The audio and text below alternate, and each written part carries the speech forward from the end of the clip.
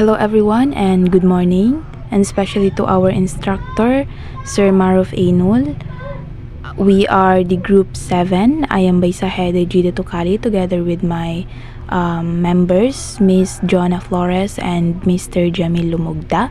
And the sections that we are going to discuss is from section 61 to section 70. Okay. So, dito sa section 61, where to file a complaint. So, this section tells you saan mo dapat dalhin ang reklamo laban sa isang elected official. So, for example, kung may reklamo ka laban sa isang governor or mayor ng city, i-file mo ito sa Office of the President. And kung yung nireklamo mo naman is isang municipal mayor, i-file mo naman ito sa Sangguniang Panlalawigan or sa provincial board. No? So, kung di ka satisfied sa decision nila, pwede mong dalhin ulit ang kaso sa Office of the President. And then, kung let's say, kung ang reklamo mo naman is laban sa isang barangay captain, so i-file mo ito sa Sangguniang Bayan or sa Municipal Council or sa City Council. Pero take note, final na ang desisyon nila. So, di na pwedeng mag-appeal pa. So, yon. Dito naman sa section 62 is notice of hearing. So, kapag na-file na ang reklamo, may timeline na kailangang sundin. So, first or letter A is 7 days rule. So, within 7 days after mo i-file ang reklamo, bibigyan ang inirereklamo or yung respondent ng chance para sumagot. For example, kung ang reklamo is na-file noong December 1. So, dapat by December 8, kailangan na nilang sagutin ito. And then, letter B is 15 days rule. So, may 15 days ang respondent para mag-submit ng written answer. So, for instance, kapag natanggap ng barangay captain ang reklamo noong December 8, deadline niya para sumagot is syempre sa December 23. Ganon. And then, sa letter C is the 10 days rule. So, sa 10 days after nilang makuha ang sagot ng respondent, magsisimula na ang investigation. So, for instance, kung ang sagot is natanggap noong December 23, so magsisimula ang hearing on or before January 2. And then, sa elective period rule naman is walang investigation or suspension na mangyayari within 90 days bago mag-local election. So, for instance, kung may election sa May 2024 or sa May 2025, so walang suspension na pwedeng gawin from February to April 2025. So, ganun siya. So, overall, itong section 63 is preventive suspension. So, sometimes, kailangang suspendihin ang official habang ongoing ang investigation para hindi sila makialam sa witnesses or sa evidence. Pero, may rules ito. So, for instance, kung ang evidence laban sa isang barangay captain ay sobrang lakas at may posibilidad na guluhin niya ang case, pwedeng isuspend siya ng mayor. And another example is kung ang governor ang inirereklamo, ang may authority para mag-suspend ay si president. So, ganun yun. And then, may rules ng preventive suspension.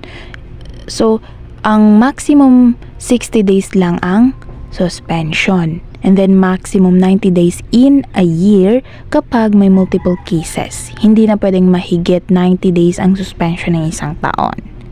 So, kapag tapos na ang suspension period, automatic balik na sa trabaho ang official kahit ongoing pa ang kaso. And then, note is abuse of suspension powers, kasalanan ng official na nag-impose nito. So, for instance, example of abuse is kung walang sapat na evidence pero sinuspende ng mayor ang barangay captain. So, pwedeng ma-penalize ang mayor for abuse of power. So, yun. Sa Section 64 naman is kapag So, sa Section 64 naman is salary during suspension. So, kapag suspended, hindi nababayaran ang sweldo ng official. Pero kung mapatunayang inosente siya, syempre, babalik ang buong sweldo at benefits. So, for instance, ang barangay captain na sinuspende ng mayor ng 60 days is walang sweldo during those 2 months. Right? So, kung walang mali sa kanya, babayaran siya ng lahat ng sweldo niya for those 2 months. Right? And then, another example is kung guilty ang official, wala siyang makukuhang bayad sa panahon ng suspension niya. So, ganun yun. Kung guilty siya, wala siyang matatanggap na sweldo. So, pero kung hindi siya guilty, may sweldo siya. Ganun. I'm Jonah Flores. I will continue by sa HEDAS report. Ay nagsasaad na ang respondent ay dapat bigyan ng buong pagkakataon na lumahok at ipagtanggol ang sarili. May karapatan din siya na harapin ang saksi laban sa kanya. Ang Section 65 ay naglalahad ng mga karapatan ng isang respondent sa isang administrative investigation. Titiyak nito ang isang patas at makatarungang proseso. Ito ay naaayon sa mga prinsipyo ng due process na mahalaga para matiyak ang isang makatarungang at pantay na sistema. Section 66 ay nagsasaad ng mga patakaran tungkol sa pagtatapos ng isang investigation at ang pagbibigay pasya. Ang investigasyon ng kaso ay dapat matapos sa loob ng 90 days mula sa pagsisimula nito sa loob ng 30 days. Pagkatapos ng investigation, ang opisina ng Pangulo o ang sanggunian na may kinalaman ay dapat magbigay ng pasya sa sulat na nagsasaad ng malinaw at tiyak na mga katotohanan at mga dahilan na naturang pasya. Ang parusa ng suspension ay hindi dapat lumampas sa natitirang termino ng respondent o isang panahon na 6 na buwan para sa bawat administrative offense, at ang parusang ito ay dapat maging hadlang sa pagkakandidato ng respondent sa sinuspende hanggat natutugunan niya ang mga komplikasyon na kinakailangan para sa tanggapan. Ang parusa ang pagtanggal sa tungkulin bilang resulta ng isang administrative investigation ay dapat ituring na isang hadlang sa pagkakandidato ng respondent para sa anumang elective position. In short, ang Section 66 ay nagtatakda ng mga patakaran para sa pagtatapos ng investigation at pagbibigay ng mga desisyon sa mga kaso ng administrative offenses. Tinutukoy nito ang mga possible na parusa at ang mga epekto nito sa pagkakandidato ng mga respondent. Section 67 ay nagsasaksi na kung hindi ka sang-ayon sa desisyon ng isang lokal na pamahalaan, maaari kang mag-apela. Ibig sabihin, maaari kang humingi ng muling pagsusuri ng desisyon. Narito ang dalawang paraan ng pag-aapela. Sa sangguniang panlalawigan, kung ang desisyon ay galing sa lungsod na bahagi ng lalawigan, component city, o mula sa isang bayan, maaari kang mag-apela sa sangguniang panlalawigan. Tanggapan ng Pangulo. Kung ang desisyon ay galing sa sangguniang panlalawigan o mula sa isang malaking lungsod, highly urbanized city o isang malayong lungsod na bahagi ng ibang lalawigan, maaari kang mag-apela sa tanggapan ng Pangulo. Gaano ba katagal para mag-apela? Meron kang 30 days para mag-apela. Good morning everyone. So my report is section 68 to 70. So first, execution pending appeal. An appeal shall not be prevent decision from the becoming final or executory. The respondent shall be considered as having been placed under prevented suspension during the pendency of an appeal in the event he wins such as appeal. In the event the appeal results in an exoneration, he shall be paid his salary such as other emulation during the pendency of the appeal. So, for example, nanalo ka sa small claims court pero yung dependent ay hindi pinapansin yung desisyon ng korte or barangay at hindi pa rin nagbabayad. So, anong pwedeng mong gawin? So, ang pinakamainam mong gawin ay mag-file ng motion for execution.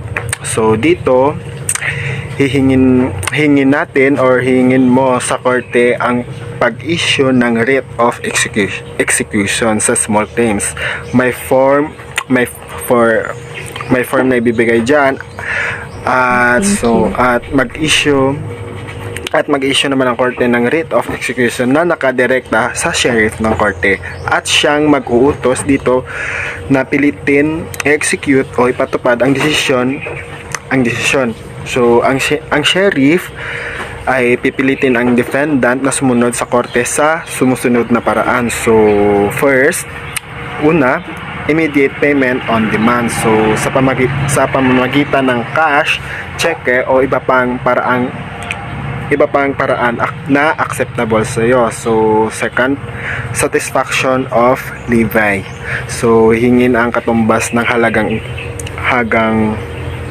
dapat bayaran mula sa pagbenta ng personal or real property ng defendant. So, pwede mamili ang defendant ng property na gagamitin para dito at ibebenta ay dapat sapat lamang para sa pagkakautang. Initiation of the recall process. So, a recall may be initiated by preparatory recall assembly or by registered voters of the local government unit to which local elected officials subject to such recall belongs. So, and B, there shall be preparatory recall assembly in every province, city, district, and municipality which shall be composed of the following. So, for example, sino-sino ba ang subjected ng recall petition? So, yung mga barangay official na elected. So, barangay captain, kagawad, and sa municipal officials, sangguniang bayan, vice mayor, mayor, and city officials. And ang subjected ng complaint petition.